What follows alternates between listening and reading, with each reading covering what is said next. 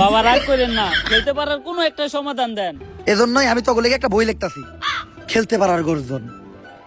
এই বই পড়লেই শিখবে ক্রিকেট খেলা, খেলতে পারবে বেশ। তোমরা ভালো খেললেই জিতে যাবে বাংলাদেশ। যদি বাংলাদেশ ক্রিকেট টিম জিতে তাহলে 20 কোটি মানুষের মনে লাগবে রং, আর যদি হেরে যায় তাহলে হয়ে যাবে চুদলিং পং। খেলতে পারার গর্জন, পৃষ্ঠা নাম্বার চুদলিং পং।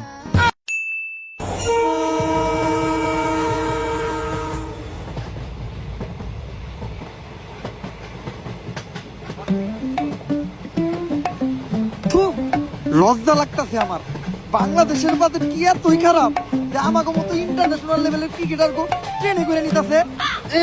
বাঙ্গির বুলারা ট্রেনে যাইতে লজ্জা লাগে, ম্যাচ যখন হারান মারাও তখন লজ্জা লাগে না? কয়দিন আগে যে দুবাই যে হারান মারাইছিল, কপাল ভালো লেবার বিষয় তো ওই দেশে কামে লাগিয়ে দেয় নাই, প্লেন ভাড়া দিয়ে বাংলাদেশে আনছে।